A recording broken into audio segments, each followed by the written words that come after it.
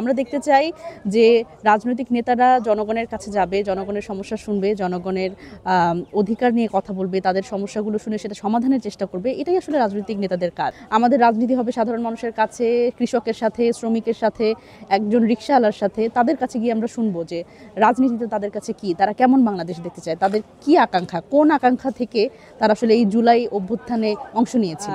এনসিপির পক্ষ থেকে এই জুলাই আন্দোলনের যে নেতারা, তারা আসলে সব মানুষের কাছে, সারা বাংলাদেশের মানুষের কাছে পৌঁছাতে চায় এবং তাদের রাজনীতিটা আসলে মানুষকে বোঝাতে চায় যে গণতান্ত্রিক অধিকার ভিত্তিক বাংলাদেশের কথা আমরা বলছি, সেই বার্তাটা নিয়ে আসলে সারা বাংলাদেশের মানুষের কাছে আমরা পৌঁছাতে চাই। জুলাই পদযাত্রা এনসিপির পক্ষ থেকে যেই কর্মসূচিটি শুরু হয়েছে, সেটি সারা বাংলাদেশের 64টি জেলায় যাচ্ছে এবং এই মুহূর্তে আছে উত্তরবঙ্গে।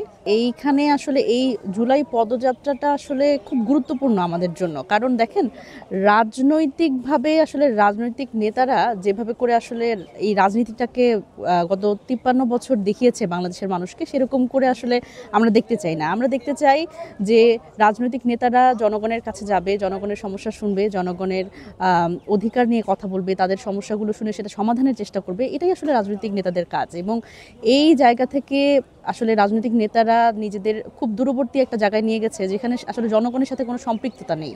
সেই জায়গায় আমরা যেটা বলতে চাই যে আমাদের যখন মানুষের সমস্যা সমাধানের রাজনীতি করতে চাই আমরা যখন, এবং মানুষের অধিকার নিয়ে কথা বলতে চাই, সেখানে অবশ্যই আমাদের জনগণের কাছে আসতে হবে, জনগণের সাথে আসলে আমাদের চলতে হবে।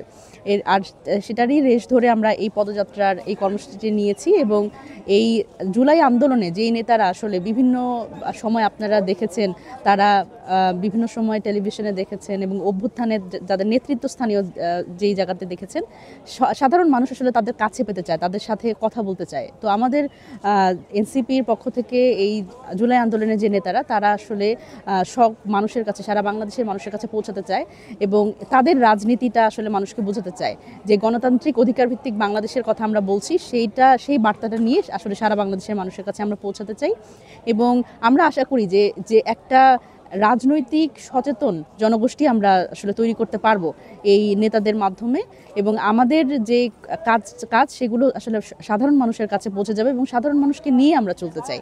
আমরা আসলে নিজেরা শুধুমাত্র নিজেদের রাজনীতি করব, ব্যাপারটা এরকম না।